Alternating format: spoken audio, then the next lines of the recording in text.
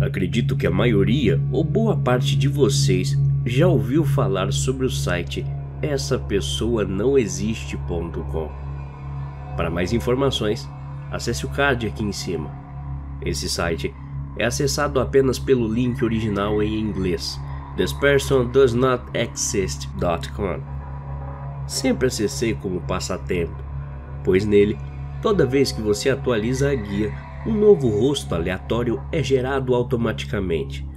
E apesar de todos os rostos parecerem reais, de fato não são. São todos gerados por computador. Sempre tive um pouco de medo desse site. Conseguir montar um novo rosto com base em rostos reais, mesmo não sendo, querendo ou não, é algo bastante bizarro. Em uma das minhas primeiras vezes acessando o site, procurei antes algum guia que me ajudasse a saber como navegar. Foi nessas pesquisas que encontrei logo de início a frase "Aprenda como funciona o site". Nesse momento minhas preocupações desapareceram e fiquei impressionado com o sistema usado para que as imagens fossem geradas. Passei horas no site, procurando semelhanças entre as fotos. Algumas delas tinham detalhes estranhos, como números aleatórios, mesmo que algumas vezes em marca d'água em diferentes partes do corpo da suposta pessoa. Sempre fiquei impressionado com essas descobertas, pois acreditava que poucos percebiam tais coisas, o que me fez ter um pouco mais de alívio, até porque esses erros provavam que as fotos realmente passavam apenas de computação gráfica, não imagens de pessoas reais. Depois de semanas acessando o mesmo site, meu interesse foi diminuindo e o passatempo em analisar os detalhes das fotos começou a perder sentido para mim. Foi assim que parei de vez de acessar o link durante um longo período, mas depois de anos, no meu tempo livre, eis que me encontrei no tédio durante meu horário de serviço. Foi durante um plantão à noite, só tinha eu no escritório. Comecei navegando no Instagram e acabei indo parar no Facebook. Foi rolando a linha do tempo que encontrei em um dos posts feitos por um grupo de memes na qual eu participo, muitas pessoas comentando sobre esse site. Cada um postava uma foto que havia encontrado e marcava embaixo a pessoa que se recordava ser parecida com a da imagem. Cliquei no link e entrei no site com a missão de participar da brincadeira adotada pelo grupo e procurar a imagem mais interessante que eu poderia encontrar. Foi nesse momento que percebi que o site havia sido atualizado. Estava diferente das últimas vezes que acessei. Não só a fonte, cores ou qualquer coisa superficial, mas novas informações tinham sido inclusas na forma de utilizar o mesmo. As coisas que eu lembrava ter lido na opção "Aprenda como funciona o site" tinham mudado. E por acaso, encontrei uma aba com um ponto de exclamação que não lembrava de ter visto antes. Cliquei interessado. Assim que a guia carregou, a frase inicial me arrepiou. Ela dizia: "Leia as regras antes de acessar o site essapessoanãoexiste.com". Bem-vindo ao site thispersondoesnotexist.com. O melhor e maior banco de dados do mundo de rostos gerados por inteligência artificial. Tenho certeza de que você conhece a reputação desse site, mas devido a alguns probleminhas, pedimos para que você siga nossas diretrizes básicas. E então, ficará bem. Regra número 1. Sempre tente manter sua conexão com a internet o melhor possível. Não é tecnicamente necessário, mas uma conexão sem instabilidades mantém as anomalias dentro do nosso controle. Regra número 2. Se aparecer um pop-up solicitando a verificação de identificação facial sua, recuse imediatamente. Aposto que você ainda vai querer continuar navegando no site e não tem o menor interesse de que seus dados caiam em mãos erradas, não é mesmo? Regra número 3. Se um dos rostos dos quais encontrar se parecer com alguém que você conhece, recarregue a página o mais rápido que conseguir. Acredite em mim, será menos perturbador se recarregar logo. Regra número 4. Se o rosto que aparecer for familiar, mas você não consegue se recordar de onde o conhece, recarregue a página normalmente. Eles não podem representar uma ameaça agora, mas se por acaso os encontrar na vida real, a qualquer momento nos próximos dias, evite ficar sozinho por algum tempo. Regra número 5. Se o rosto que aparecer estiver desfigurado de alguma forma que não pareça um problema com a inteligência artificial, tipo um bug, como boca ou olho extra, etc., evite contato visual e relate o problema ao site imediatamente. Regra número 6. Se você reconhecer o rosto apesar de estar desfigurado, clique com o botão direito para salvar a imagem e a exclua do computador logo em seguida. Nesse momento, você vai se sentir completamente culpado, mas nesse caso, é sua decisão escolher entre eles ou você. Regra número 7. Se toda vez que você recarregar a página, os olhos dos rostos estiverem te acompanhando, feche os olhos e ore a qualquer deus em que você acredite. Recarregue o site 3 vezes, prestando muita atenção nos olhos a cada vez que recarrega. Se tudo ocorrer bem, na terceira vez o rosto estará olhando fixamente para longe de você.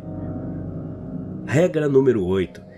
Se os rostos ainda estiverem te encarando na segunda vez que recarregar o site, eles não entenderam o comando ou estão tentando enganá-lo. Feche a guia e a reabra. O mesmo rosto aparecerá, dessa vez, desviando o olhar. Regra número 9. Se um rosto distorcido aparecer atrás de qualquer rosto nítido, utilize um espelho para ver se atrás de você não existe qualquer coisa indesejável que possa ter escapado do monitor. Se alguma coisa estiver lá, não pare para ver melhor. Ele sempre ficará preso atrás de você, e forçá-lo mais perto do computador não é algo bom. Regra número 10. Se a sua internet estiver ruim, a inteligência artificial pode errar e mostrar um rosto que você não deveria ver. Se perceber isso por qualquer motivo, feche imediatamente a guia e não a abra novamente por pelo menos um dia. Somente se você tiver certeza absoluta de que sua conexão está boa. Regra número 11. O rosto citado na regra anterior em particular pode assumir muitas formas. Ele normalmente se parece com a feição de um homem asiático de meia idade, com características horrivelmente distorcidas. Mas ele pode alterar sua aparência para tentar te enganar. Regra número 12. Sob nenhuma circunstância você deve baixar a imagem de qualquer homem asiático e deixar salva em seu computador. Esse ato não poderá ser desfeito, mesmo formatando a máquina e tentando excluir. Ela continuará lá, como uma maldição. Regra número 13 e última. Por fim, se ver seu próprio rosto é uma coincidência, ou você falhou em uma de nossas etapas. Sinto muito. É isso. Se seguir essas diretrizes ao pé da letra, temos certeza de que você ainda existirá até o final de sua experiência, e não apenas se transformará em um rosto que dizem não ser real. Eu sei. Você deve estar farto de ouvir falar sobre esse vírus maldito e todas as restrições que um dia essa pandemia trouxe para o nosso mundo. Mas mal sabíamos que as coisas ainda ficariam piores do que já estavam por conta de uma tentativa de purificação do ar que poderia garantir a exterminação de toda essa doença, trazendo as coisas para sua normalidade. Bom, deixe-me explicar melhor.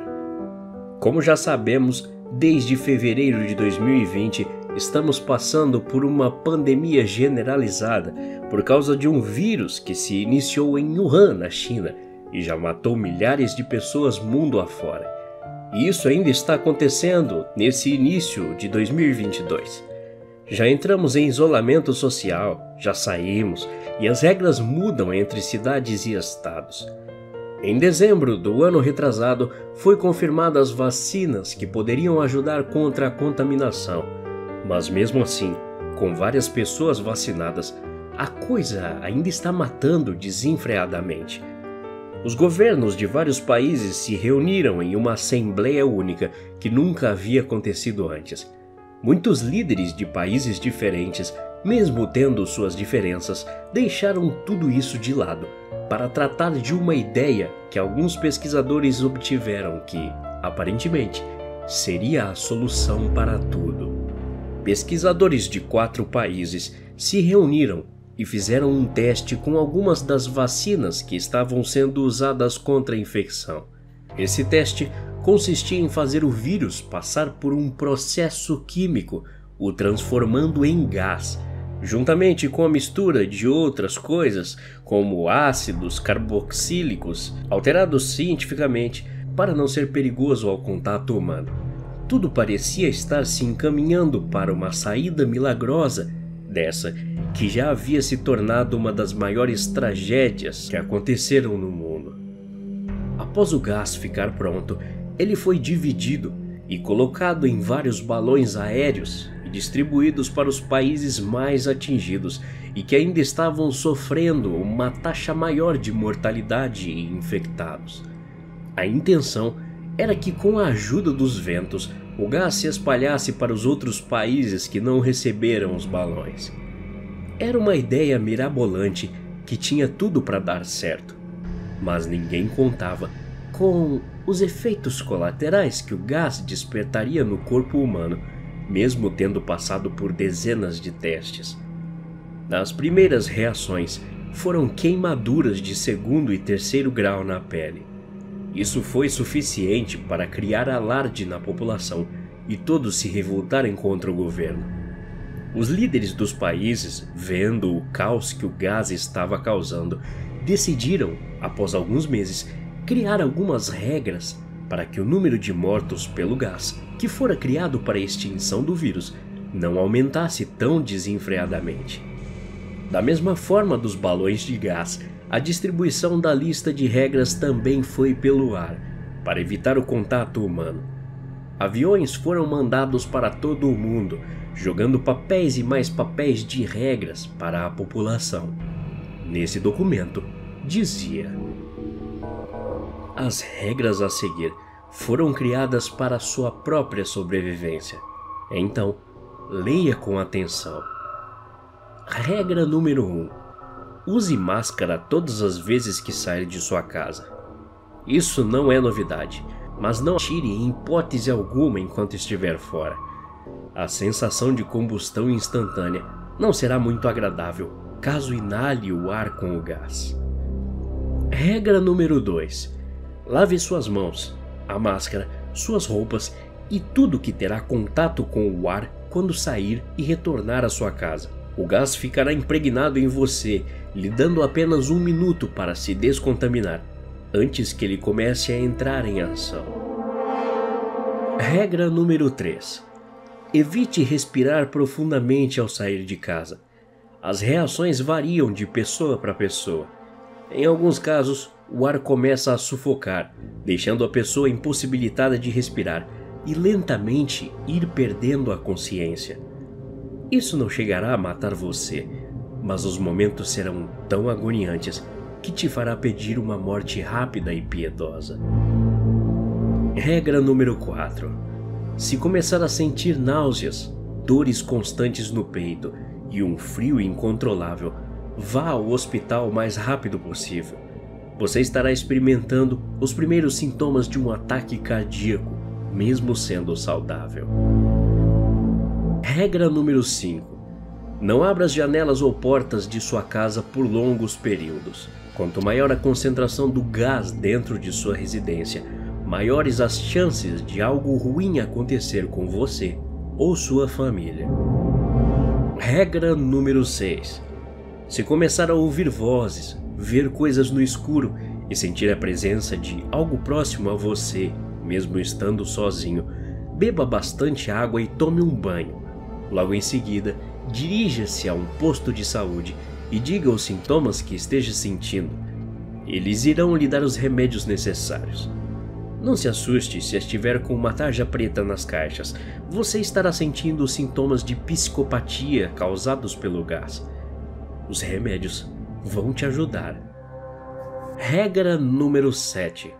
Se algum dos seus familiares sentir algum desses sintomas e morrer sem ter tempo de se medicar ou ir a um médico, o governo autoriza expressamente que a família do falecido pegue seu corpo e queime assim que ver que ele esteja realmente morto. Em alguns casos, o gás causa algumas reações nas células mortas, trazendo o cadáver de volta à vida. A melhor coisa a se fazer é queimar rapidamente o corpo, antes que ele encontre você. Regra número 8. Algumas pessoas podem apresentar um comportamento agressivo e ter os olhos completamente vermelhos. Se isso acontecer, o recomendável é que você mate rapidamente essa pessoa, não importando quem seja. Caso contrário, ela irá matar você na primeira oportunidade que encontrar. Tome cuidado.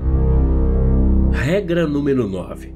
Caso sua esposa ou alguma mulher de sua família esteja grávida, evite sair com ela nas ruas. Se possível, tente fazer tudo dentro de sua própria casa. A inalação do gás, por menor que seja, pelas mulheres grávidas, fará ter 95% de chance do bebê nascer morto. Então, faça o possível para que tudo ocorra bem. Regra número 10 e última. Apesar dos pesares, o gás está conseguindo combater o vírus em 98%, até o momento em que essas regras foram escritas. Claro que causou várias outras reações no corpo humano, não tendo previsão para um fim. Isso é um dos efeitos colaterais necessários para acabar com esse maldito vírus.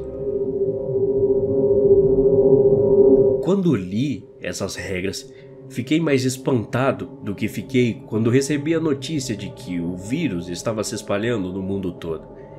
Nem mesmo respeitando todas as regras, poderíamos ficar sem nos preocuparmos com tudo o que o gás pode causar. Já tínhamos saído de algo realmente ruim e entramos em outra coisa bem pior. Talvez tudo isso faça parte apenas de um jogo de gato e rato que os próprios governantes estão fazendo com a população do mundo. Uma exterminação completa, onde somente eles se divertem vendo a morte lenta de cada ser vivo. Apenas uma coisa é certa: estamos à beira de um colapso. Então, uma pequena sugestão: entre o vírus e a cura que o governo propõe, é melhor que você não respire. Poderia muito bem começar falando sobre minha vida e o quanto ela é patética depois do que aconteceu. Mas vou poupá-los dessa desventura. Afinal, o que ganharia com isso? Já estou farto das pessoas tentarem me animar com discursos de autoajuda, achando que isso irá mudar algo para mim. Desculpe meu sarcasmo, mas é que já estou há tanto tempo nessa cadeira de rodas que já perdi minha cordialidade e simpatia. Há cerca de 3 anos, sofri um acidente de carro enquanto voltava para casa após um longo dia exaustivo de trabalho. Sempre fui uma pessoa prudente no trânsito, nunca tomei uma multa e nem sequer cruzava um sinal vermelho. Talvez você ache até exagero da minha parte, mas sim, minha cidade é bem rigorosa. Respeitar a sinalização e os sinais de trânsito é algo que é levado bem a sério, pois as multas costumam ser bem altas nesses quesitos. Mas isso não me deixou escapar da imprudência de jovens bêbados em uma noite de euforia. Assim que saí do trabalho, parei em um dos sinais de trânsito que fica no caminho para casa. Enquanto esperava o sinal abrir, meu celular vibrou, mostrando uma notificação de mensagem, fazendo a tela desligada iluminar. Peguei e vi pela barra de notificação que era minha esposa pedindo para comprar algumas coisas no supermercado. Não abri a mensagem, apenas visualizei pela barra. Como havia um supermercado a poucas quadras de onde estava parado, resolvi ir logo lá. Assim que o sinal abriu, deixei o celular no painel novamente e tirei o carro do ponto morto. Mas não olhei para os lados se vinha algum apressado, como sempre faço. Um erro crucial. Alguns garotos bêbados vinham em alta velocidade e cruzaram um sinal vermelho, acertando meu carro em cheio. Capotei por 2 vezes e fiquei de cabeça para baixo, preso ao cinto de segurança, desacordado. Os jovens não tiveram a mesma sorte que eu. Todos estavam sem o cinto, então você pode imaginar o que tenha acontecido. O motorista e o passageiro da frente foram arremessados pelo para-brisa sem ter chances de sobreviver. As 3 meninas que estavam atrás tiveram várias fraturas expostas, vindo a óbito algumas horas depois, já no hospital. Eu, infelizmente, tive uma lesão grave em minha medula, causando paralisia completa das minhas pernas. Emocionalmente, é normal a pessoa ficar abalada, mas com a reabilitação pode-se encontrar novamente o bem-estar e melhorar a qualidade de vida. Contudo, na maioria dos casos, a paraplegia é irreversível e não tem cura. Foi um choque para eu saber que nunca mais andaria novamente, mas fiquei feliz por saber que aqueles que me ocasionaram isso tiveram suas punições. Bom, então hoje estou aqui, preso a essa cadeira de rodas sem muito prazer na vida, vendo todos em suas vidinhas medíocres, correndo de um lado para o outro, apressados para deixarem tudo pronto para o tão esperado feriado prolongado. Preferi não me juntar a eles esse ano e resolvi sair para pegar uma brisa. Minha cadeira de rodas é motorizada, então isso me deixa sentir um pouco mais de liberdade. Assim que dobrei o quarteirão para ir ao mercado comprar uma bebida, um senhor franzino com um sobretudo um pouco velho, barba longa e emaranhada, um cabelo bagunçado em uma touca vermelha, me parou e disse que tinha algo a me oferecer. Natal já passou faz 2 meses, velhote, pensei enquanto me afastava. Achei aquilo realmente estranho e pedi para ele ir embora, pois não tinha dinheiro. Ele então insistiu e disse que não queria dinheiro, apenas minha atenção. Queria apenas me ajudar a realizar um desejo. Obviamente acreditei que aquele velho estava bêbado, então resolvi deixá-lo falar o que queria e talvez isso o fizesse ir logo embora. Então ele disse: Bom, Carlos, gostaria de lhe dar um presente, uma pequena ajuda para tirá-lo desse tédio. Gostaria de dar o movimento de suas pernas novamente, mas somente com uma condição. Você precisará obedecer às 7 regras importantes para que dê certo. Fiquei me indagando de como esse velho sabia meu nome. Nunca tinha o visto antes, mas mesmo assim comecei a rir de toda a situação. E claro, não acreditei.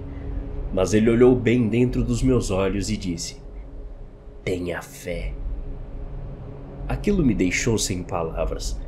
Decidi aceitar e ver onde isso iria dar. Ok, eu aceito sua proposta. Faça o que tem que fazer, eu disse, ainda sem acreditar em nada. Ele então tocou nas minhas pernas e simplesmente coçou o nariz, que por alguns segundos jurei ter visto faíscas vermelhas saindo. Ele então disse: Agora, antes de se levantar, ouça com bastante atenção as 7 regras que tenho para você. Obedeça-as e terá suas pernas até o fim de sua jornada.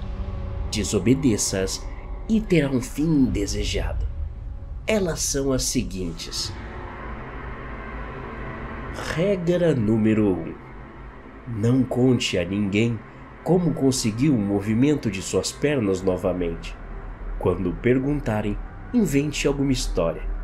Esse segredo jamais deverá ser revelado, ou coisas ruins acontecerão com quem souber. Regra número 2. Consiga um gato preto e todas as noites antes de dormir, coloque-o deitado na porta do seu quarto pelo lado de dentro e tranque-a. Não se preocupe, ele saberá que deve ficar na porta e não sairá até o amanhecer. Você ouvirá por algumas noites alguém forçando o trinco para querer entrar a qualquer custo em seu quarto. Mas não se preocupe, ele não conseguirá. Não, enquanto tiver um gato preto com você para te proteger. Regra número 3. Não se incomode ou se assuste com as mãos que estiverem segurando suas pernas. Apenas você poderá vê-las. Regra número 4. Você ouvirá passos pela casa algumas vezes, mesmo estando sozinho. Ouvirá como se estivessem correndo em sua direção e você chegará a pensar que está ficando louco. Tente não se aprofundar nessa ideia. Isso é o que eles querem que aconteça. Regra número 5. A partir de agora, suas emoções estarão mais afloradas do que o normal. O que quero dizer a você é que sentirá mais amor, mais carinho, mais medo, mais ciúmes, mais rancor e todos os tipos de sentimentos que nos torna quem somos. Isso também incluirá sua ira, sua raiva. Ela estará mais forte, então tome cuidado para não cometer nenhuma atrocidade. Regra número 6. Você não poderá ter filhos. Se contente apenas com os que tem, se esse for o caso, e tudo ficará bem. Se caso sua esposa engravidar, bom, digamos que o que será gerado em seu ventre não é seu filho. Regra número 7. E por último, eu virei todas as noites na data em que foi feito o seu pequeno milagre para lhe encontrar. Não quero nada seu, apenas que me diga o nome de uma família de sua cidade. Todos precisam se alimentar, inclusive eu. Ele terminou de falar as regras. Aquilo já estava estranho demais para ser verdade, mas resolvi arriscar sabendo que correria risco se realmente fosse. Levantei-me lentamente da cadeira e, para meu espanto e alegria, eu podia sentir minhas pernas novamente. Podia correr, andar, pular e fazer tudo o que fazia antes. Olhei e procurei o Senhor, mas não o encontrei em canto nenhum. Isso era impossível. Como um senhor velho, do nada, poderia desfazer algo irreversível? Corri, literalmente, para casa e inventei uma história que pudesse explicar o milagre que acontecera para minha família. Era tudo muito estranho para mim, mas tinha minhas pernas de volta e era o que mais me importava. Nem se tivesse que falar nome de famílias, e sabe-se lá o que ele faria com elas, tudo valeria a pena. Só teria que obedecer às tais regras. Não sei quem era, mas sei que o Papai Noel não tinha aqueles olhos vermelhos e chifres pontiagudos. Sou formada em educação infantil na melhor faculdade do país. Você pode supor que as oportunidades de emprego estariam batendo à minha porta e que as instituições de acolhimento de crianças estariam me implorando para me juntar à sua lista de tutores. Bem, talvez eu tenha adotado uma visão cor-de-rosa do mundo e meu ego me obrigou a fantasiar que eu tinha automaticamente direito a um trabalho gratificante e próspero. A realidade, no entanto, tem sido muito impiedosa. Tenho entrado e saído de instituições de assistência a crianças, tanto privadas quanto governamentais, apenas para ser rejeitada e recebida com a mesma voz monótona e simpática que diz: "Estamos impressionados com seu currículo, mas preferimos alguém com experiência." Por que esses idiotas de cérebro de ervilha não entendem que sou apenas uma graduada? Como esperam que eu acumule experiência se eles não estão dispostos a me dar uma oportunidade? Com meses de rejeições em entrevistas de emprego, percebi que minha melhor opção seria embarcar em um emprego em tempo integral no McDonald's perto da minha casa. Isso até que um bip sutil, seguido por uma notificação por e-mail, apareceu na minha tela em uma feliz manhã de terça-feira. Assunto: resposta do e-mail, aprovação de currículo. Mesmo assim, fiquei na descrença. Quase parecia um sonho. Gritei de alegria. O bom Senhor finalmente respondeu minhas orações. O e-mail foi endereçado a mim por uma instituição de cuidados infantis chamada A Graça para Pequenos. Eu não me lembrava de ter enviado meu currículo para essa instituição em particular, mas atribuí isso à minha memória fraca. De qualquer forma, quem sou eu para recusar uma oportunidade gratificante que tanto esperei? Cliquei no e-mail, que parecia ser breve e peculiar.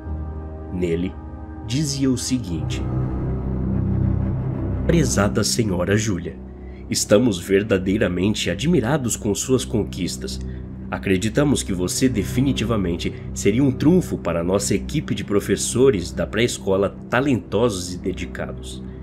Temos muito o que falar sobre as regras que você deve seguir em todos os momentos enquanto trabalhar aqui. Estaremos enviando um transporte particular para sua casa às 6 em ponto amanhã. Pedimos que você se prepare pelo menos 15 minutos antes da chegada do carro. Nosso dedicado funcionário, o Sr. Menezes, será encarregado de trazê-la para dentro e para fora de nossa instituição. O primeiro conselho é não ter nenhuma conversa com o Sr. Menezes. Ele é um homem inquieto e de fala mansa, mas em raras ocasiões ele pode começar a murmurar ansioso ou chorar. Se isso acontecer, você deve repetir a frase: "As crianças o perdoaram". Diga isso 3 vezes até que ele pare de chorar. Você também está estritamente proibido de trazer qualquer dispositivo eletrônico. Isso é para garantir a eficiência de nossos professores e evitar que eles se distraiam. Mais informações serão passadas a você por nossa diretora, Sra. Estela. Atenciosamente. Enquanto a ideia de andar de carro com um homem incomum me fez sentir um pouco desconfortável, o que realmente me deixou arrasada foi o fato de que eu tinha que acordar às 6 da manhã. Odeio acordar cedo. Bem, talvez estes fossem apenas pequenos sacrifícios para fazer pelo meu emprego dos sonhos. Levantei às 5 da manhã seguinte, me preparei, comi um pequeno pedaço de pão como café da manhã e corri para esperar no meu portão às 5h40, perto da estrada iluminada apenas por uma luz da rua. Depois de minutos, vi um Mustang parando até mim. Nem me ocorreu que as pessoas ainda estivessem dirigindo carros tão antigos, mas presumi que talvez o Sr. Menezes tivesse uma ligação emocional com seu carro. Ele parecia ainda mais estranho do que eu imaginava. Seu rosto era assustadoramente pálido, seus olhos vermelhos como os de um fumante. Ele com certeza parecia um cadáver vivo. O homem então abriu seu vidro e tossiu, fazendo um sinal para eu entrar. Pelo menos ele é humano, pensei, dando um suspiro de alívio. Nossa viagem foi ensurdecedoramente silenciosa. Felizmente, o Sr. Menezes não teve nenhuma das reações descritas naquele e-mail. Queria ver que horas eram, mas notei que meu relógio parou de funcionar. Pelo que pareceu uma eternidade, finalmente chegamos à creche. Era um prédio desgastado, pintado em tons de rosa pastel e azul desbotados, adornados por personagens de desenhos animados e outras recordações de infância. O Sr. Menezes foi então embora, enquanto eu era recebida por uma mulher alta, vestida com um elegante manto preto, que presumi ser a Sra. Estela. "Prazer em tê-la aqui", ela comentou. "O prazer é meu estar aqui", murmurei com um sorriso. Ela disse que a instituição era muito especial e que tinha padrões muito rígidos, me entregando um panfleto e pedindo que eu o lesse completamente antes de começar meu turno, onde seria responsável pelos cuidados da classe pré-escolar 1, composta por crianças de 2 a 3 anos. No panfleto estava escrito: Regras e regulamentos da graça para os pequenos. Pré-escola 1. Leia atentamente. Regra número 1. Nossa instituição abre às 8h30. Você deve buscar todas as crianças e enviá-las para seus respectivos locais até às 9. Os pais que desejam deixar seus filhos depois das 9h30 devem ser estritamente impedidos de entrar na sala de aula, e a cruz de madeira fornecida deve ser pendurada na porta. Regra número 2. Às 9, você é obrigada a preparar as crianças para o banho. Certifique-se de que todas elas sejam lavadas com água benta antes de começarem as aulas. A maioria delas pode estar com queimaduras graves, falta de braços ou membros, ou pode ter crânios quebrados. Não se assuste, você acabará se acostumando com isso. Regra número 3. A primeira lição é ensinar o alfabeto. Fornecemos uma lista personalizada de alfabeto orientado por nomes para ajudar as crianças a aprender melhor as letras básicas. A para M, cuja mãe a envenenou. B para Bernardo, cujo crânio foi aberto. C para Christine, que foi deixada para ser comida por cães. E por aí vai. Duração da atividade: 30 minutos. Regra número 4. A próxima lição é matemática e números. Nesse momento, chame as crianças com membros faltando para a frente da sala de aula. Com o seu assistente, ajude todos a contar quantos membros, dedos dos pés e etc. de cada uma está faltando. Se você encontrar uma criança sem cabeça, recite imediatamente a oração que imprimimos para você. Duração da atividade: 30 minutos. Regra número 5. Depois disso, os pequenos têm um tempo para descansar nas camas. Ao levá-las para o dormitório, certifique-se de que cada uma delas esteja dormindo. Algumas podem estar fingindo dormir. Se você chamar alguma e ela não responder, significa que está dormindo. Se elas acordarem gritando e suas pupilas ficarem brancas, cubra seus ouvidos e comece a gritar alto. Isso as faz dormir. Duração da atividade: 2 horas. Regra número 6. Nas 2 horas em que as crianças dormem, você pode ouvir gemidos vindos do banheiro, que você se levantará para verificar.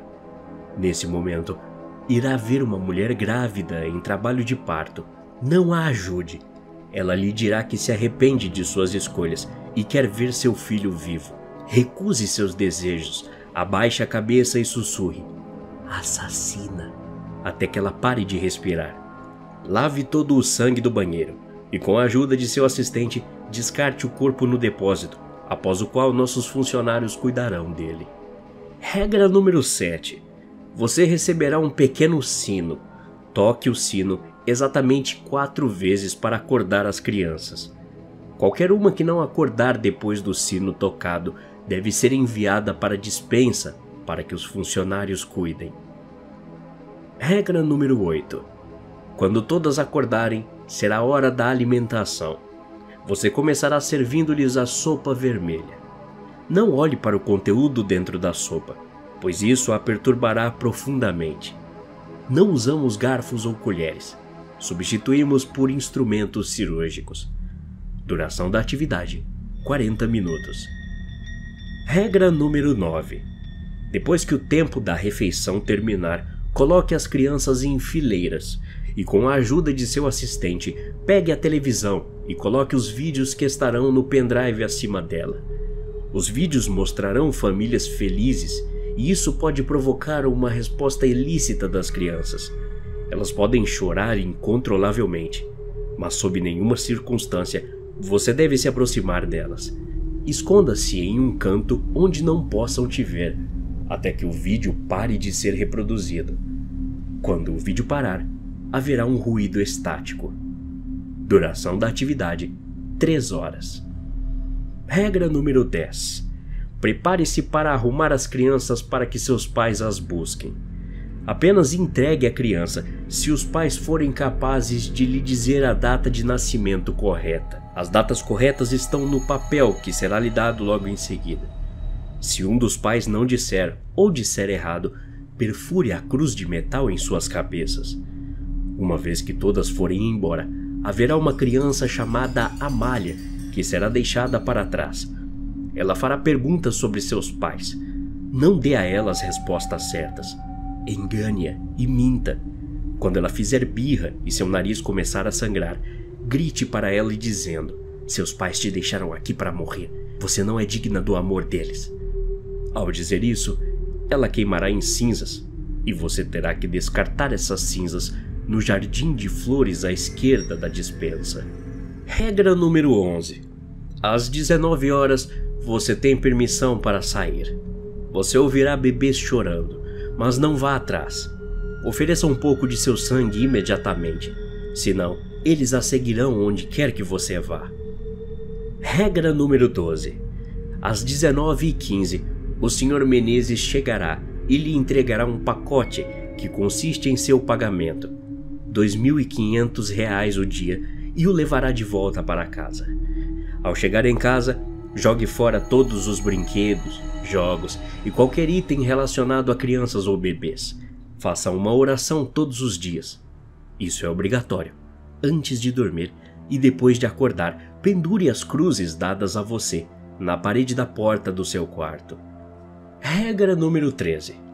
Depois de trabalhar conosco por alguns meses ou dias, você pode acordar grávida à noite com dores de parto. Se isso acontecer, imediatamente feche os olhos e tente o seu melhor para voltar a dormir. Não tente entregar o que está em você. Se você não seguir qualquer uma dessas regras, teremos que levá-la ao centro cirúrgico para uma limpeza. Por favor, seja meticulosa e execute suas tarefas com responsabilidade.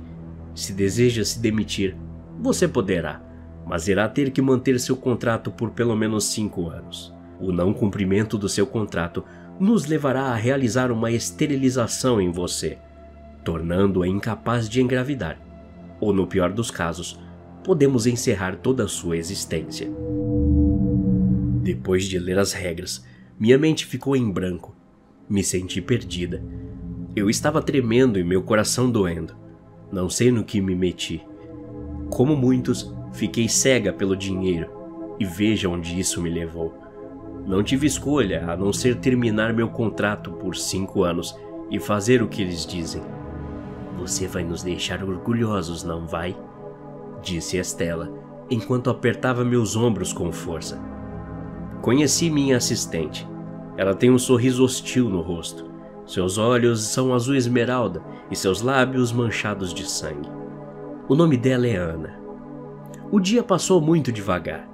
Senti uma polegada de humanidade sendo arrancada de mim quando tive que sussurrar "assassina" dentro dos ouvidos da mulher grávida ou dizer à Amália que ninguém a queria. Isso não é o que eu queria fazer nem por um dia e muito menos por 5 anos. Mas provavelmente ficarei insensível a isso como os outros professores ficaram. Os professores que foram maliciosamente enganados por esse trabalho assim como eu. Meu primeiro dia terminou horrível.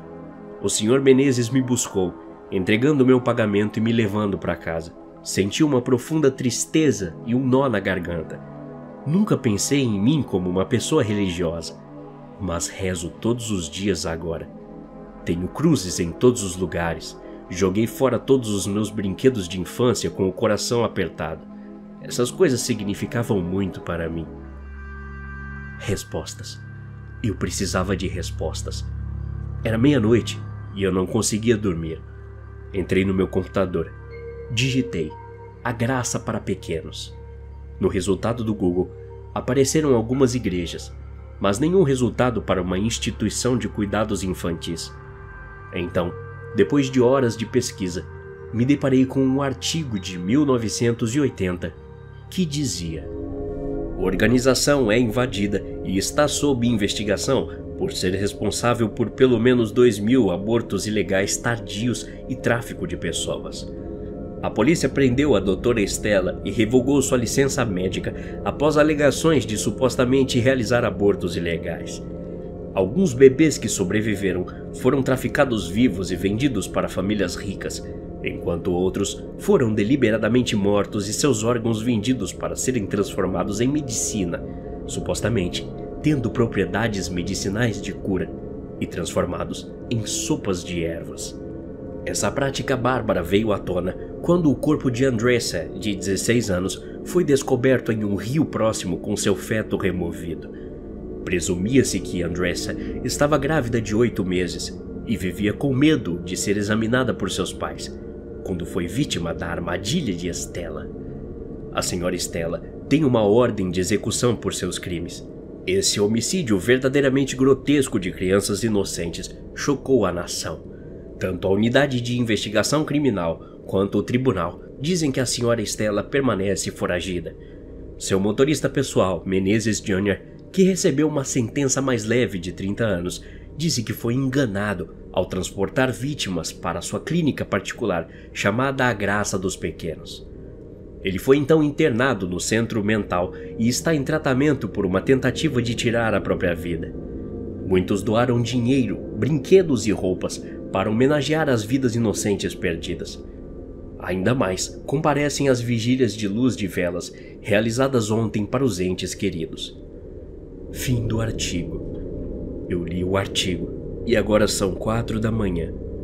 Meus olhos estão cansados de chorar incessantemente e estou tendo dores de parto extremas. Bom, se você não é familiarizado com terror, deve estar se perguntando que raios é Fundação SCP.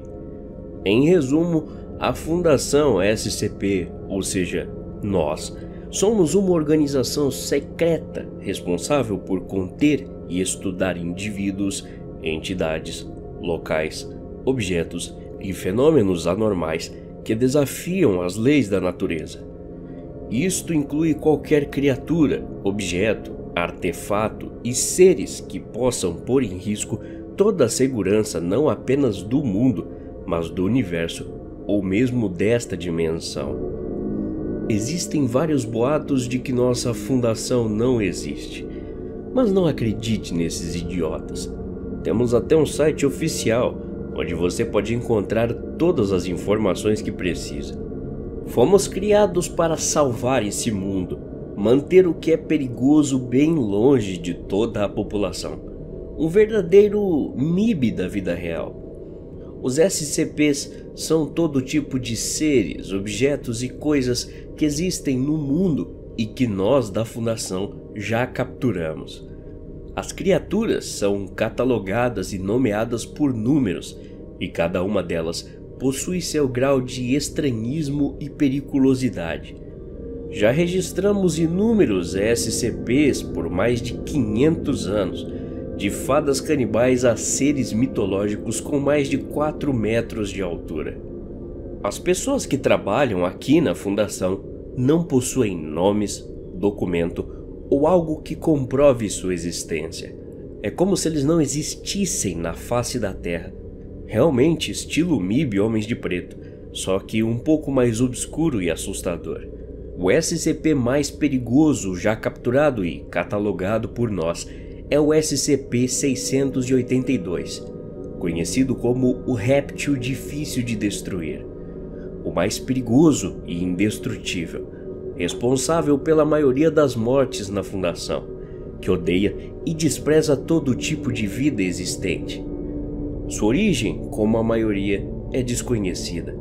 Nós da própria organização já tentamos destruí-lo, mas isso só acabou causando danos físicos e perda de funcionários. O SCP-682 é uma criatura réptil grande, extremamente inteligente, com grande força, reflexo e resistência, com habilidades de cura, regeneração e consegue modificar sua aparência e tamanho. Ele também ganha energia quando come algo, seja orgânico ou inorgânico. Você deve estar se perguntando por que eu, porta-voz dessa fundação, estou aqui falando tudo isso. Bom, a verdade é que estamos em busca de novos funcionários, proativos e interessados em um emprego de alta renda que vai te tirar da sua rotina monótona. Esse SCP que falei é apenas um dos seres demoníacos que você poderá encontrar aqui na Fundação. Interessado? Você pode fazer parte, se assim preferir, mas tenho que avisá-lo de antemão, uma vez dentro, jamais poderá sair. Mas vai por mim, vale a pena.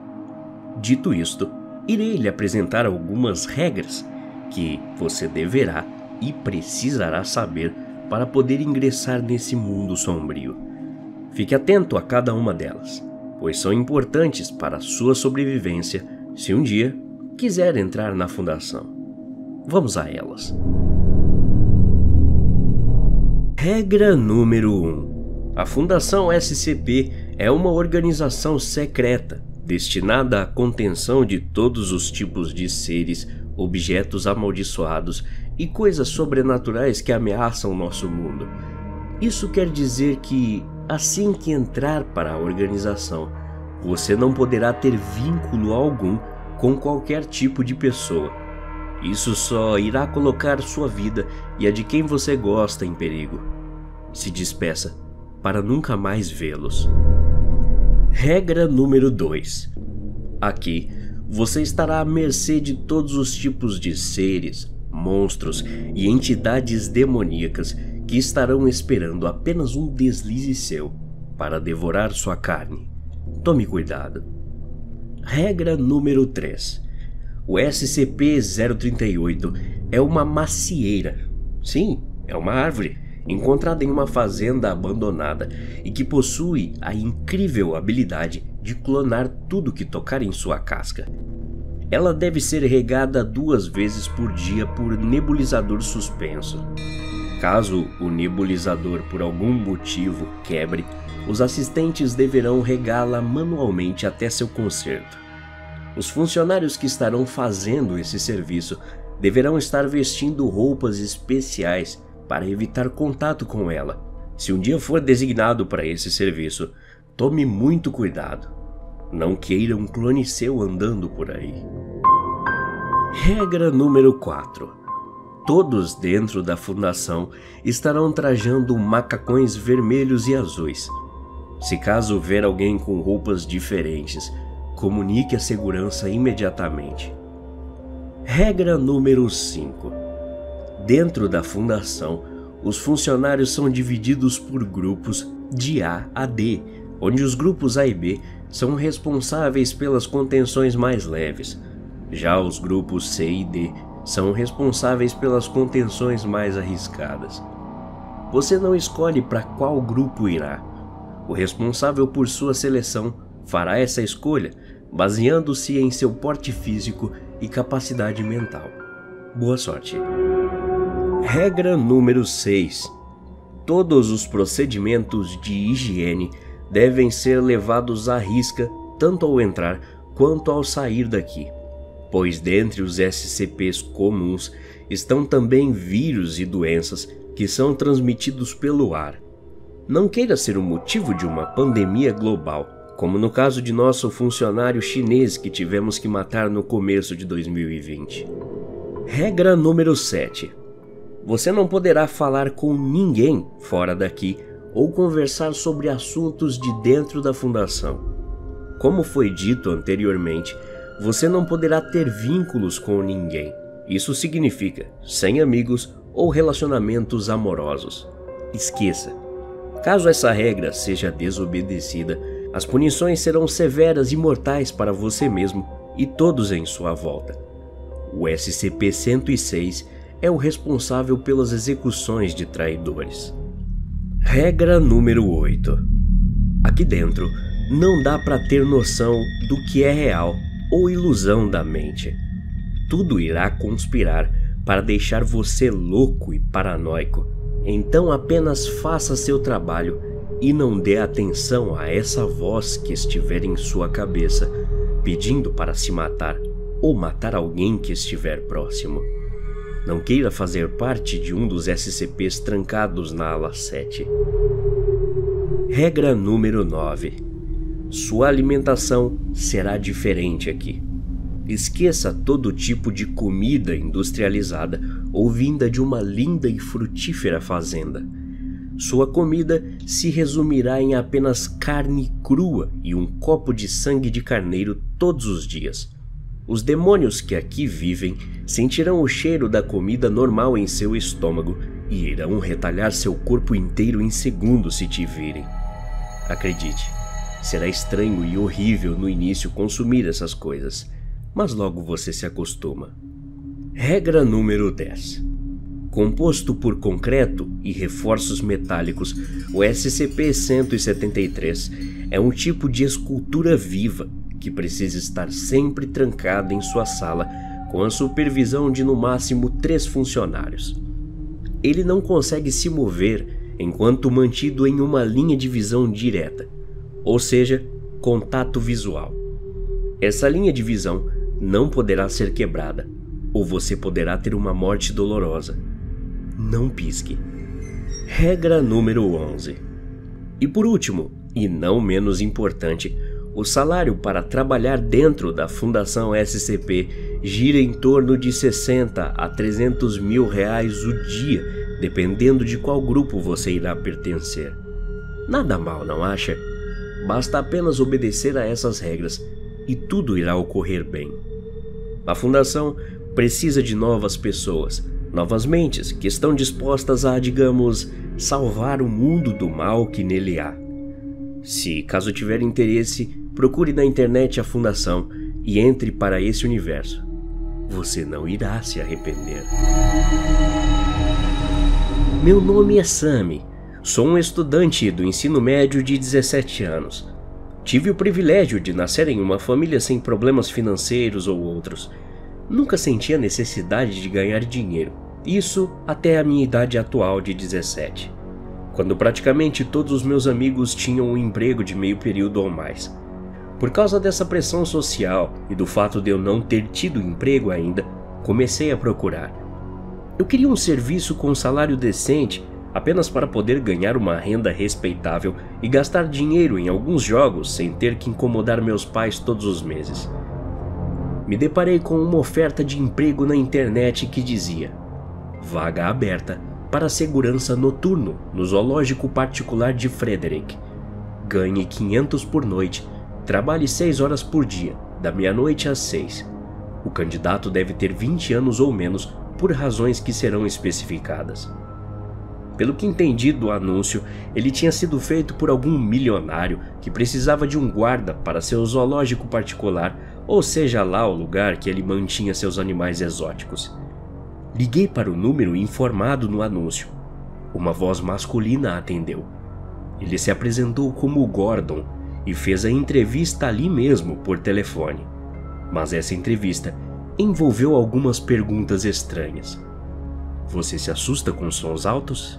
Qual sua altura? Qual sua idade? Você consegue seguir regras à risca? Depois de responder a todas essas perguntas honestamente, ele me disse que fui contratado. Perguntei o motivo daquelas perguntas, mas ele disse: você saberá quando chegar ao local. Obviamente, eu estava desconfiado, então perguntei mais sobre o tal zoológico, mas ele não quis falar. Por fim, falei ao cara que não estava disposto a trabalhar em um lugar que nem sequer me informava como funcionava o trabalho, e comecei a procurar outras vagas na internet. Foi quando cochilei em frente ao computador. Acordei tonto e descobri que não estava em minha casa, mas sim em um quarto desconhecido. Havia um relógio no meu pulso que mostrava a hora e minha frequência cardíaca. Saí da cama e olhei ao redor do quarto. Tudo era branco. A cama, o armário ao lado, a porta, todas as paredes, o tapete, a mesa e a cadeira. Abri a porta que já estava destrancada e vi uma longa estrada, com gaiolas dos dois lados. Saí, dando de cara com um enorme tigre dentro de uma das gaiolas. Era realmente gigante e sua cor era diferente. Uma cor verde clara. Ele soltou um rugido alto quando me viu se aproximar da jaula. Jaula esta que tinha uma placa escrita: Protótipo 14, Maxus.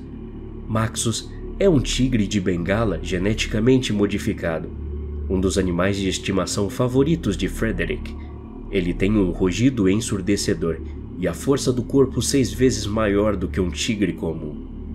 Antes que eu pudesse ler o resto da descrição do animal, ele soltou outro rugido, mas dessa vez, o rugido foi tão alto que meus ouvidos começaram a doer e eu corri de volta para dentro do quarto em que acordei.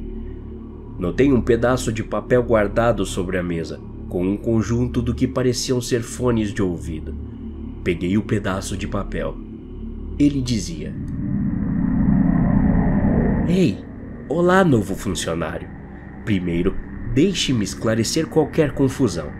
Sim, você será pago. E não te sequestramos para prendê-lo aqui para sempre. Isso é só por nossa segurança. Pense na parte boa. Não gastará com transporte. Você será trazido aqui todos os dias, exatamente à meia-noite, e deixado em sua casa às 6. E não adianta ir a lugar nenhum. Não vá à polícia, não conte isso para os seus pais porque, francamente, ninguém vai acreditar em você. Basta seguir a seguinte lista de regras para sobreviver e evitar que qualquer criatura escape. Regra número 1. Use os fones de ouvido que estão em cima da mesa o tempo todo. Eles cancelarão todos os ruídos e sons ensurdecedores. Verifique se todas as 12 criaturas estão em suas gaiolas a cada meia hora. Deixar de fazer isso fará com que todas as gaiolas se abram automaticamente. Então, não diga que não foi avisado. Regra número 2. Durante seu turno, se o protótipo 10 começar a gritar e bater na gaiola, corra para dentro do seu quarto, tranque a porta e acenda todas as luzes. O protótipo só será capaz de prejudicá-lo em ambientes mal iluminados ou escuros. Regra número 3. Se você vir outra pessoa andando dentro do zoológico, atire nela. Há uma pistola na gaveta ao lado de sua cama. Isso não foi mencionado anteriormente, porque é inútil contra todas as entidades presentes aqui, exceto esta. Deixar de matá-la dentro de 2 minutos depois de vê-la fará com que todo seu corpo fique paralisado. Você sentirá cada golpe de faca que essa pessoa lhe dará. Ela primeiro esfolará vivo, depois derramará ácido sobre seu corpo, antes de cortar suas partes e comê-las. Ela o manterá vivo o máximo que puder. Você ficará indefeso e terá que assistir toda a provação com seus próprios olhos. Regra número 4. Se os alarmes começarem a soar, significa que algum animal protótipo escapou. Se isso acontecer, abra a gaiola do protótipo 14, o Maxus, usando um botão embaixo da sua cama no seu quarto, e ele cuidará de tudo. Para levar Maxus de volta para dentro de sua gaiola, pegue o barril guardado dentro de seu armário e jogue-o lá dentro. Ele entrará. Em seguida, pressione o botão embaixo de sua cama mais uma vez para fechar a jaula. Regra número 5. Se Maxus perder a batalha entre ele e qualquer outro protótipo, dê um tiro em si mesmo. Maxus é seu único amigo nesse zoológico particular, e o resto é totalmente hostil aos humanos. Regra número 6.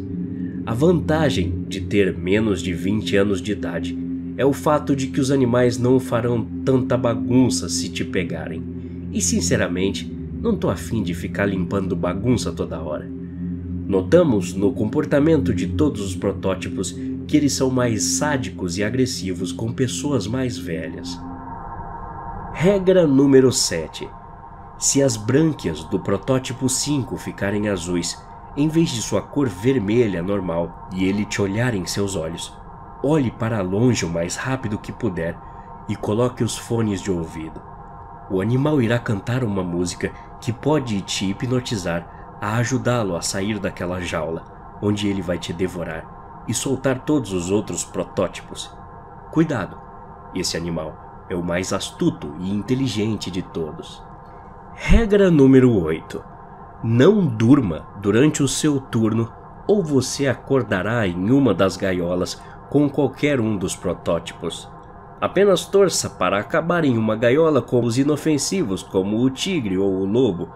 Eles lhe darão uma morte menos horrível.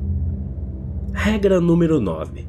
Os outros protótipos não lhe darão grandes problemas como aquele que te hipnotiza, mas se você sentir um mau cheiro, como lixo ou peixe em decomposição, siga, entre na gaiola do protótipo de onde o odor está vindo e olhe a entidade diretamente nos olhos. Todos eles podem sentir medo, então não importa, seja corajoso, não vacile. Eles não vão machucá-lo se você não tiver com medo deles. Faça isso e saia da gaiola em questão depois que o cheiro tiver cessado. Regra número 10 e última. Todas as manhãs, às 6 da manhã, você desmaiará e acordará em sua cama com seu pagamento no bolso. Isso vai continuar até você completar seus 20 anos. E depois disso, vamos deixá-lo em paz. Ao terminar de ler o bilhete, senti um cheiro fétido vindo do lado de fora do quarto. Meu nome é Alex. Sou um estudante universitário de 20 anos, morando em um apartamento alugado. Meu bairro é relativamente novo.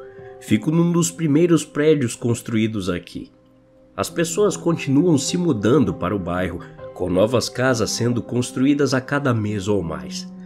Neste mês, um homem de meia idade, o Sr. Oliver, construiu uma mansão bem ao lado do humilde prédio onde moro. Ele sempre se manteve discreto, ninguém nunca viu seu rosto direito.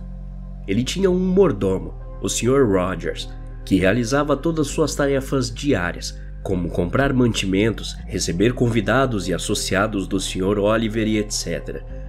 As pessoas suspeitavam que ele fizesse atividades ilegais, pois além de ser super discreto, tinha de 8 a 10 supercarros em sua garagem. Ninguém na vizinhança teve a chance de falar com ele e ninguém o conhecia pessoalmente. Até que um dia, quando recebi uma ligação de um número aleatório, então atendi. Ei, garoto, você mora bem ao lado da minha casa, certo? Uma voz masculina rouca disse. Quem é o senhor? Perguntei. Eu sou o Sr. Oliver. Moro ao lado do seu apartamento. Você pode, por favor, vir à minha casa às 22? Eu tenho um trabalho para você. Não se preocupe, eu vou te pagar. Ele desligou imediatamente logo em seguida. Fiquei chocado e surpreso. E que trabalho ele poderia querer de mim? Todas as coisas ruins começaram a disparar na minha cabeça. Mas mesmo assim, decidi fazer uma visita, caso ele realmente precisasse de alguma coisa.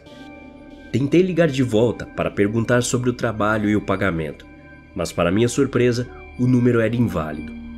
Às 6 horas da tarde, decidi ir pessoalmente até a mansão e conversar com o homem. Entrei em sua propriedade e toquei a campainha de sua mansão de 3 andares. Seu mordomo destrancou a porta e educadamente me perguntou o que eu queria. Eu disse a ele que o Sr. Oliver tinha me ligado e que eu queria saber sobre o trabalho que ele tinha para mim. O mordomo então me pediu educadamente, mas com firmeza, para eu voltar no horário certo e fechou a porta na minha cara. Fiquei ali, confuso, mas decidi voltar para minha casa e visitá-lo novamente às 22, levando comigo uma faca de cozinha afiada, enfiada entre minha calça de moletom e minha camisa de frio, só para garantir. Às 21h45, entrei novamente em sua propriedade e, para minha surpresa, a porta dessa vez estava aberta. Entrei na mansão. Era grandiosa e sofisticada por dentro. Havia estátuas de mármore para tudo quanto é lado. Todos os móveis eram feitos do que eu supunha ser da madeira mais fina e elegante disponível no país, sem falar no couro puro e luxuoso. O Sr. Oliver estava sentado no sofá no meio da sala de estar. Senta, Alex, ele disse com uma voz calma, apontando para a cadeira ao lado dele. Eu obedeci. Então, Alex, me diga, como você está? Ele perguntou. Eu estou bem, senhor. Eu só queria saber que serviço eu poderia prestar a você. Ele soltou uma risada alta e disse. Você não precisa ser formal comigo, garoto. Eu sorri. Havia tranquilidade no ar agora. De repente, seu rosto ficou sombrio novamente, e ele disse. Alex, estou indo em uma pequena viagem à Itália. Tenho alguns negócios para resolver. Estarei de volta exatamente em 9 dias. Então até lá, você pode cuidar da minha casa? Eu vou te pagar 500 por noite. Você só precisa entrar às 22 e sair às 6 da manhã todos os dias. Fiquei chocado. O mordomo dele não podia fazer isso por ele? Pensei comigo mesmo. Ele olhou para mim e falou algumas palavras que me causaram arrepios na espinha. Não, ele não pode, Alex, pois ele estará me acompanhando. E eu não quero envolver nenhuma outra autoridade de segurança nisso. Mesmo que você tenha que manter isso discreto, entendeu? E apenas me dê a faca, eu não vou te matar. Olhei para ele. Me senti vulnerável, mas ele me pediu para não me preocupar, que não iria me machucar de jeito nenhum. Enfim, Alex, escuta, você tem que cuidar do Ronald. ele disse, apontando para um manequim parado no canto da sala. O quê? Eu disse com a voz confusa. Tá, agora você pode pensar que eu sou uma criança velha e chata, um rico snob, mas a única razão pela qual estou te oferecendo esse trabalho é porque eu sei que você pode seguir regras à risca sem tagarelar ou questionar muito. Esse manequim aqui, ele pode de fato se mexer. O nome dele é Ronald. Você tem que estar aqui para proteger essa casa de alguém que possa vir para quebrá-lo. Depois de falar isso, Oliver me entregou as chaves de sua mansão. Balancei a cabeça, olhando para o manequim de plástico de quase 2 metros de altura sem traços faciais. Ele estava ali, completamente nu. Perguntei ao Sr. Oliver o que exatamente eu tinha que fazer. Ele então respondeu. Que bom que você não está me incomodando com perguntas desnecessárias. Tenho uma lista de regras e um mapa da casa guardado na geladeira na cozinha do 2º andar. Siga essas regras e estes serão os R$500 mais fáceis de sua vida. Bom, eu tenho que ir agora. Depois disso, Sr. Oliver se levantou e saiu. Ouvi o motor do seu carro ligar, acelerando logo em seguida. Aquilo tudo aconteceu muito rápido. Apenas sentei lá, pelo que pareceu uma eternidade. Então finalmente me levantei e caminhei até a cozinha do 2º andar, pegando o pedaço de papel guardado na geladeira e começando a ler. Assim dizia: leia as regras antes de cuidar desse manequim. Regra número 1. Não durma durante os turnos, ou você terá uma morte muito sangrenta e dolorosa. Ronald não gosta de preguiçosos. Regra número 2. Se você ouvir Ronald soluçando na cozinha, tire suas roupas imediatamente e coloque nele. Saia da cozinha e vá até o armário do Sr. Oliver no 3º andar. Pode pegar algumas roupas para você lá. Tente colocar sua roupa no manequim dentro de 4 minutos.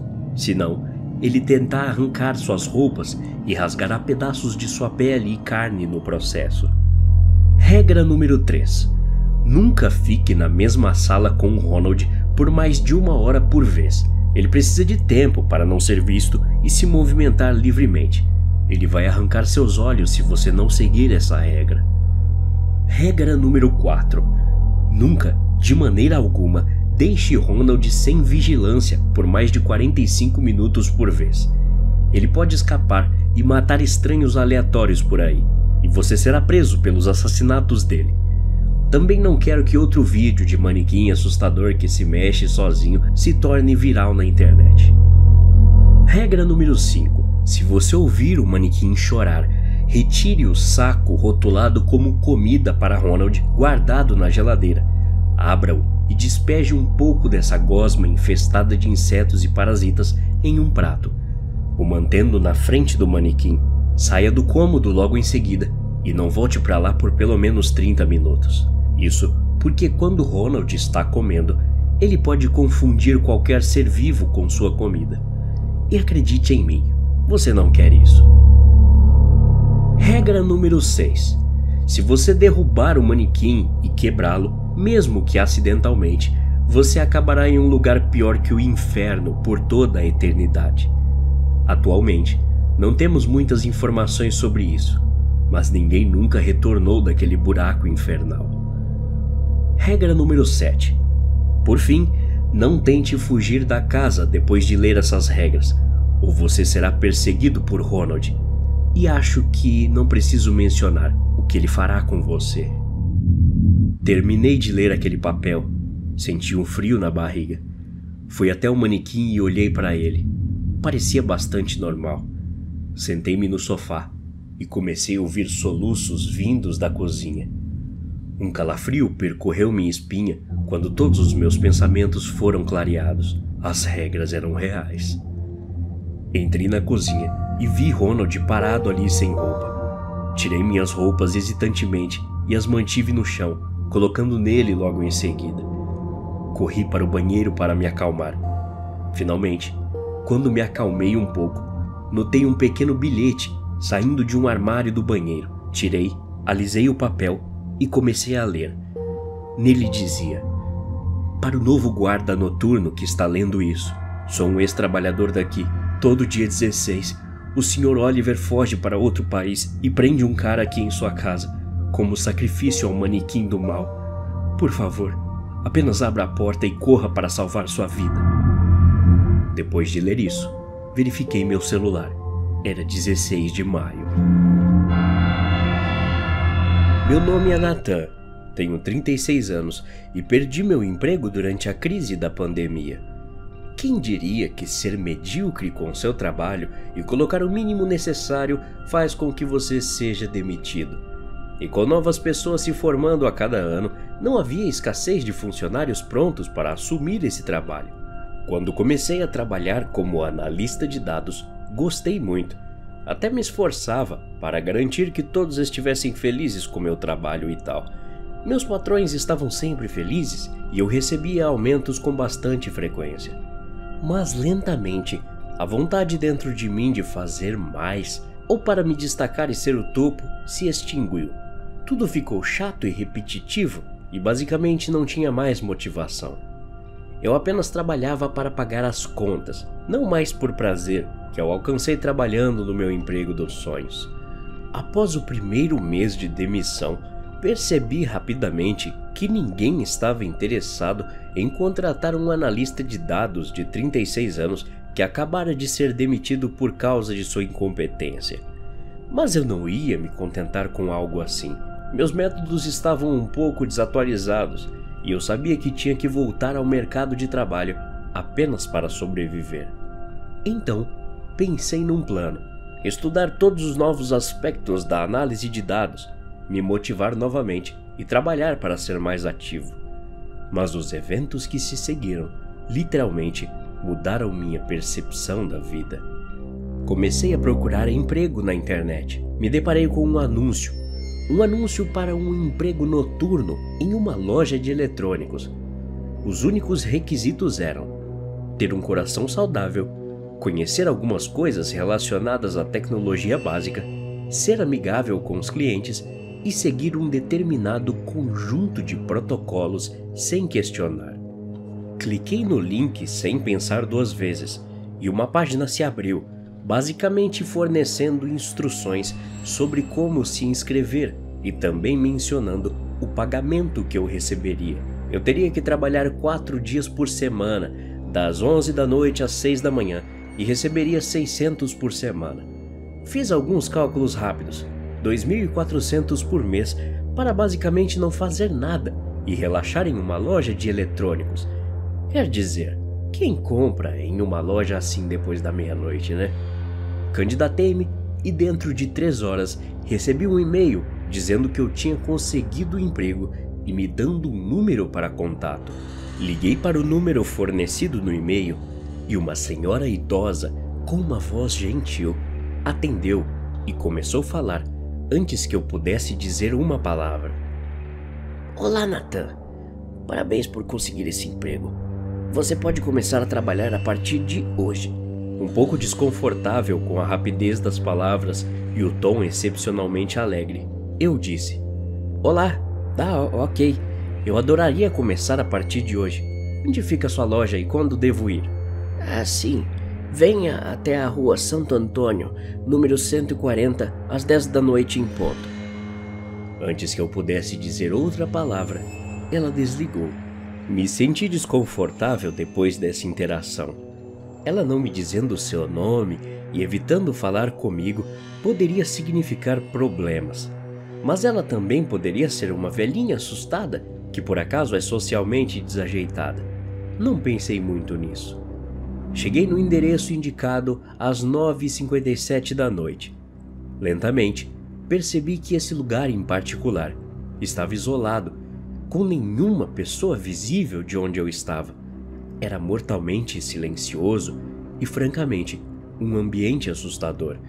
Entrei no prédio às 10 da noite e percebi que também estava vazio. Liguei a lanterna do celular e procurei o interruptor. Quando finalmente consegui acender as luzes, fiquei um pouco surpreso com o quão empoeirado e sujo o lugar estava. Era uma lojinha com muitos eletrônicos antigos e alguns produtos falsificados. A coisa mais surpreendente que pensei foi: como eles vão pagar um cara para trabalhar nessa hora por 2.400 no mês? Isso seria loucura. Suspirei e entrei na sala. Sentei-me na velha cadeira giratória e notei um pedaço de papel guardado sobre a mesa, onde se lia: para o rapaz da noite. Peguei e comecei a ler. Ei, Nathan, bem-vindo ao primeiro dia de seu trabalho. Eu sei que pode se sentir sozinho e com um pouco de medo, mas saiba que você não está sozinho. Você tem alguns amigos aí, mas isso não vem ao caso. Você terá que seguir uma lista específica de regras para se manter seguro e manter essa loja e possivelmente a cidade segura também. Por favor, não questione ou conte a ninguém sobre isso. Se gostarmos de seu serviço, dobraremos seu pagamento a partir do próximo mês. Mas se você abrir a boca, estará morto em 1 minuto. Regra número 1. Olhe por todas as janelas pelo menos uma vez no espaço de 1 hora. Não queremos assustá-lo com o que acontecerá se você não fizer isso, mas garantimos que é de seu interesse manter um certo controle sobre os seres que estão vindo atrás de você. Regra número 2. Durante a noite, se você vir um homem do lado de fora de qualquer janela, pegue o trapo coberto de sangue debaixo de sua mesa e jogue-o fora da janela na direção do homem. Nós também aconselhamos você a desviar o olhar. Olhar para o homem não lhe causará nenhum dano, mas acreditamos que você não ficaria muito confortável sabendo que existe uma criatura gigante mais forte do que qualquer ser terrestre conhecido em sua vizinhança que poderia destruir todo o lugar se quisesse. Sem mencionar que pode te causar insônia e terrores noturnos quando você resolver deixar esse emprego para retomar sua vida normal. Regra número 3. Agora que você está aqui, não tente fugir, pois o homem pode chegar até você. Não importa o quanto você tente, ele vai te dar uma morte muito dolorosa e brutal. Então, por favor, apenas coopere conosco. Regra número 4. Se você ouvir um barulho vindo da sala de jogos, imediatamente grite a plenos pulmões, abaixe-se debaixo de sua mesa e feche os olhos. Você pode ouvir rugidos altos e até ver sombras se movendo de maneira diferente, mas não reaja e não fique com os olhos abertos por mais de 2 segundos por vez. Pisque, embora seja preferível fechar completamente os olhos. A tenebrosidade não gosta de ser vista. Os ruídos devem cessar em 1 minuto. Agora é só voltar para a sala e manter os jogos de volta onde estavam. Eles estarão bagunçados pela sala. Regra número 5. Se o botão liga e desliga da máquina de lavar ligar sozinho, você tem que colocar uma peça de roupa e iniciar o processo de lavagem. Se não fizer isso dentro de 2 minutos depois de ligar, pode irritar as forças que a ligaram. Regra número 6. Se você vir alguém no reflexo da porta da geladeira, não se vire. Abra a porta casualmente e pegue a pistola guardada na geladeira. Há uma em cada. Vire-se e atire no homem. Tudo isso deve ser feito dentro de 7 segundos. Regra número 7. Se todos os eletrônicos começarem a ligar, pegue os fones de ouvido com cancelamento de ruído guardados na mesa do caixa e coloque-os. Feche os olhos e deite-se no chão. Você ouvirá muitos ruídos altos de pancadas e coisas caindo. Também pode sentir caninos ou um focinho cutucando você. Se finja de morto, não abra os olhos ou se mova e tudo acabará em menos de 5 minutos. Regra número 8. Se a energia acabar completamente, o que aconteceu apenas uma vez nos últimos 9 anos, desculpe, não há saída. A melhor opção que você tem é dar um tiro na cabeça. Regra número 9. Se um homem de jaqueta vermelha entrar na loja com uma criança e pedir o de sempre, pegue um aparador de cabelos, alguns jogos de Xbox e um cartão SD e dê para ele. O homem pagará, sairá e não o incomodará novamente por pelo menos 2 ou 3 dias. Agora, se ele entrar na loja e ficar parado, em vez de dizer qualquer coisa, atire no filho dele. Isso, no entanto, precisará ser executado com cautela. O tiro tem que ser certeiro na cabeça. Senão, o homem pode pular em cima de você e morder sua garganta com seus caninos antes que você possa reagir adequadamente. Então, esteja preparado. Depois de ler essas bizarrices, mantive o pedaço de papel para baixo e apenas olhei para o teto por uns bons 5 minutos, contemplando o que eu tinha acabado de ler. Então, liguei para o número da velha, mas o número dava como inválido. Abri a porta para sair correndo, mas fui recebido com um rosnado baixo que me fez mudar rapidamente de ideia. Agora, estou preso nessa loja e só Deus sabe o que acontecerá a seguir. Se eu desaparecer, você sabe o que aconteceu comigo. A história que vou contar agora pode parecer um tanto quanto fantasiosa para muitos de vocês, mas como meu pai sempre me dizia, não feche sua mente ou perderá a diversão. Bom, tudo começou em meados de outubro de 1987. Muitos ainda estavam assustados com o que havia acontecido e não se falava de outra coisa. O acidente com Césio 137 em Goiânia, o maior acidente radiológico do Brasil, ocorrido no dia 13 de setembro daquele ano, deixou muitas pessoas apreensivas com o que ainda poderia acontecer. Catadores de materiais recicláveis descobriram uma máquina de radiologia abandonada e retiraram uma peça dessa máquina. O desmonte dela fez com que 19 gramas de césio fossem expostos e, por esse motivo, centenas de pessoas foram contaminadas. Entre elas, 4 morreram naquele ano. Isso foi o bastante para gerar um pequeno caos na região onde morávamos, mas foi aí onde tudo começou. Meu pai trabalhava como taxidermista na época. Estava começando, para falar a verdade.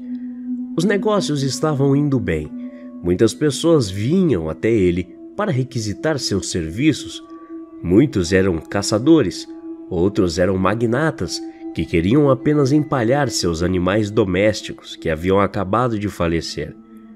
Foi então que, após um mês do acidente, meu pai recebeu uma visita de um senhor que aparentava ser bastante culto.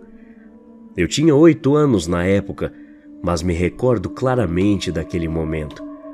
O homem estranho pediu para falar com meu pai, então fui chamá-lo.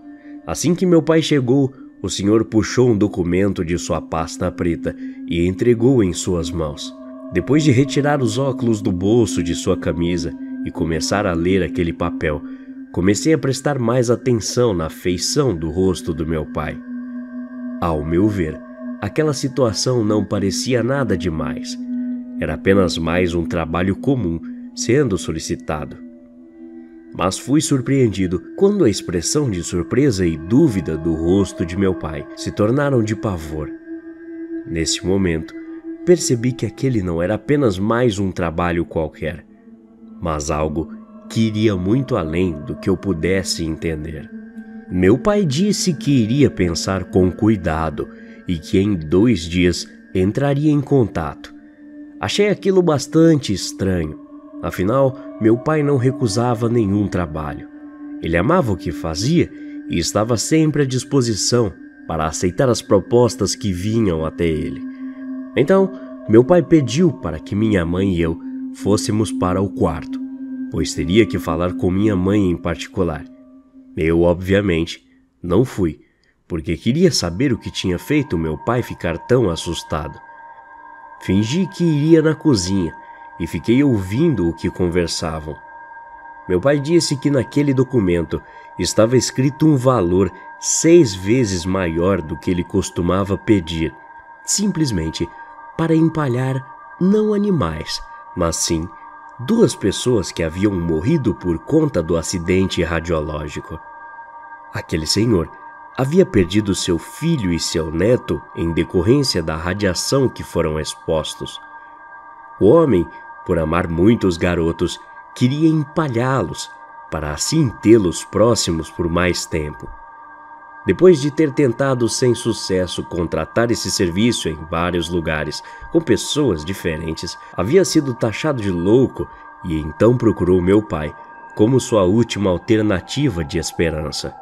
Obviamente, minha mãe não queria que ele aceitasse a proposta, mas aquele ano não estava sendo fácil financeiramente e complementar a renda com um dinheiro extra não parecia ser má ideia.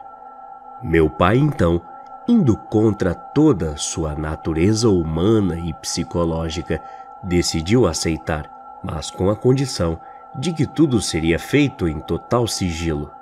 E assim foi. Os corpos chegaram pela madrugada e meu pai levou 2 semanas para concluir todo o trabalho. Ele sempre buscava trabalhar quando não estávamos em casa, ou se caso estivéssemos, sempre trancava as portas com a finalidade principal de esconder ao máximo a coisa macabra que estava acontecendo ali dentro. Depois de concluir seu trabalho, meu próprio pai fez questão de fazer a entrega macabra para que ninguém da vizinhança soubesse o que tinha acontecido. Só que não parou por aí. Após isso, algumas outras pessoas ficaram sabendo de tudo que tinha sido feito e começaram a pedir para que meu pai empalhasse seus familiares também. A notícia se espalhou fácil, como ninguém da família poderia imaginar. Ser taxidermista, para muitos, era apenas mais um trabalho como qualquer outro. Mas no caso do meu pai, era diferente, e só quem sabia da real verdade eram os clientes que solicitavam seu serviço. O tempo se passou. Meu pai ficou muito doente e acabou falecendo, juntamente com minha mãe, que com o tempo começou a ajudar nos trabalhos. Há de se pensar que possivelmente o motivo possa ter sido o contato com vários produtos químicos fortes. Mas apesar de tudo isso, cá estou eu aqui, tocando em frente o trabalho da família. É claro que muitas coisas mudaram desde então. Ainda continuo empalhando corpos humanos. Mas meu pai, em seus anos de experiência no ramo, teve que criar algumas regras para evitar acidentes futuros. Vou listá-las aqui, caso queira meus trabalhos algum dia. Regra número 1. Ao solicitar os serviços, certifique-se de que seu familiar querido esteja realmente morto. Caso contrário, o corpo será devolvido imediatamente à sua residência. Afinal, somos taxidermistas, não assassinos. Mas vale lembrar que esse assunto pode ser resolvido, pois não existe problema que não seja solucionado com uma alteração considerável no valor do pagamento. Regra número 2. Há anos, somos informados de movimentos incomuns produzidos pelos corpos empalhados. Se caso isso acontecer com você, não se preocupe, apenas ignore e tudo ficará bem. Mas se encontrar seu ente querido em algum outro cômodo da casa, sem você tê-lo trocado de lugar, sugerimos colocar um crucifixo em seu pescoço. Isso ajuda a deixá-lo quieto. Regra número 3. Procure não ter muito contato com o corpo empalhado. O acidente com o Césio 137 já faz bastante tempo, mas ainda ouvimos relatos de pessoas que se sentiram bastante mal dias depois que receberam suas mercadorias. Por mais que você não saiba o que seja isso, ou nunca pisou em Goiânia, sugerimos cautela. Regra número 4. Não mantenha relações íntimas com a sua mercadoria. Obviamente essa regra nem precisaria estar aqui, mas preferimos alertá-lo caso fazer algo a mais tenha passado pela sua cabeça. Além de ser necrofilia, talvez ele ou ela não vá gostar de ter seu corpo violado. Tome cuidado. Regra número 5. Assim que estiver com seu ente querido empalhado em sua casa, nas primeiras semanas você não terá boas noites de sono. Pesadelos recorrentes com a imagem de seu familiar ainda com vida, andando pelos corredores escuros e infinitos, implorando por ajuda, irão te torturar. Mas não se abale. Isso irá acabar dentro de 2 a 3 semanas. Esse fato acontece com a maioria das mercadorias, porque seu familiar provavelmente ainda estará se adaptando ao seu novo estado atual. Regra número 6. Retire todo e qualquer espelho próximo de seu ente querido empalhado. Os espelhos são conhecidos por aprisionarem almas perdidas. Não queira que a alma de seu parente fique presa em algum de seus espelhos, ou mesmo que algum espírito tente de alguma forma fortalecer sua presença usando o corpo de seu familiar. Acredite, isso não será saudável para ninguém. E além do mais, não nos responsabilizamos por nenhum espírito que não seja bem-vindo te atormentando. Regra número 7. Tranque bem a porta de seu quarto antes de dormir e lembre-se, seu novo amigo empalhado já está sem vida. Seja qual for a voz que estiver chamando pelo seu nome no meio da madrugada, não é seu familiar, nem nada que possa te fazer algum bem.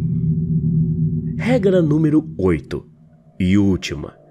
Recebemos 30% do valor adiantado e o restante após a entrega do produto. Não tente nos enrolar ou atrasar o restante do pagamento. Não queira se tornar um boneco empalhado antes do tempo. Bom, é isso. Talvez você ache bastante grotesco ou incomum tudo isso, mas existe gosto para tudo, não é mesmo? Muitas pessoas não estão prontas para dar seu último adeus a algum familiar ou parente próximo. Então, os empalhamos para que tenham mais tempo de despedida. Pode até parecer esquisito, mas talvez você ou algum familiar seu esteja em nosso armazém logo logo.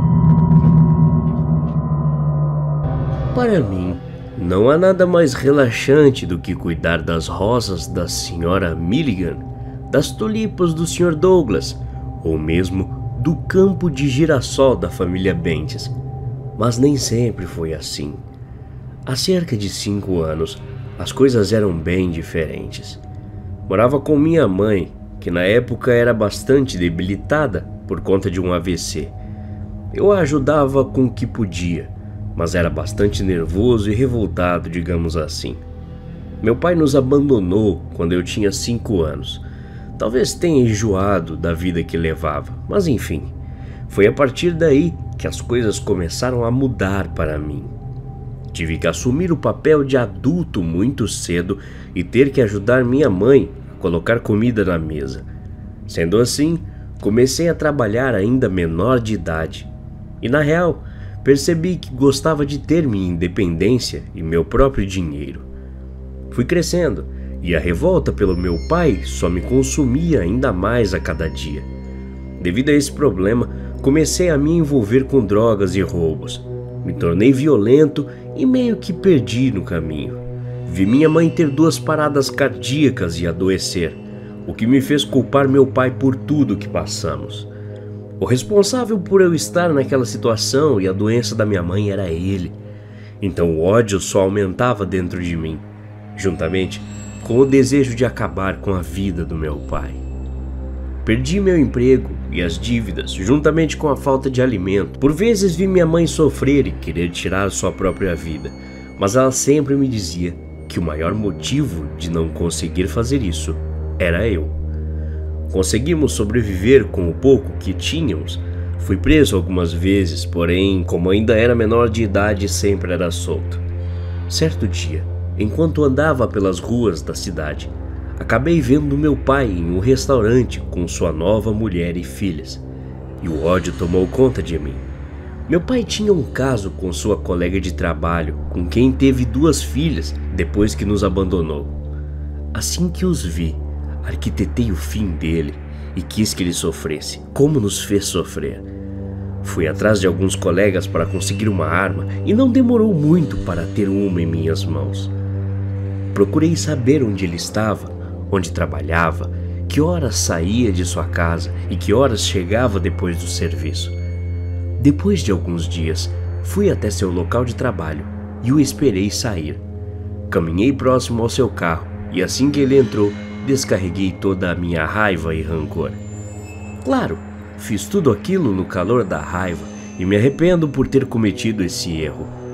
Depois disso, acabei sendo preso e confessei o crime. Minha mãe quase não suportou e por esse motivo ficou internada alguns dias no hospital. Devido a essa minha escolha, passei 10 anos trancado em uma cela, mas graças ao meu bom comportamento fui solto. Encontrei minha mãe debilitada e com sequelas de um AVC. Então, decidi mudar minha vida. Fui procurar emprego e, como já era de se esperar, fui recebido pelas mãos de uma sociedade receosa por eu ser um ex-detento. Um dia, quando caminhava de volta para casa, um senhor vestindo um sobretudo, barba longa e emaranhada, cabelo bagunçado em um gorro vermelho, me parou e disse que tinha algo para me oferecer. Obviamente, acreditei que ele fosse apenas um velho louco, então não dei muita importância. Mas ele insistiu e disse que não queria dinheiro, apenas minha atenção, pois sua intenção era de me ajudar, oferecendo um emprego. Naquela altura, eu já estava aceitando tudo, então levei o assunto a sério. O homem me surpreendeu ao dizer: "Eu sei o que você fez, Mike, e sei também que precisou fazer aquilo. Não se culpe por isso. Já se passou muito tempo. Agora você precisa seguir sua vida. Procuro um jardineiro e quero que seja você. Não se preocupe com nada, pois tudo o que precisar estará na garagem de sua mãe pela manhã."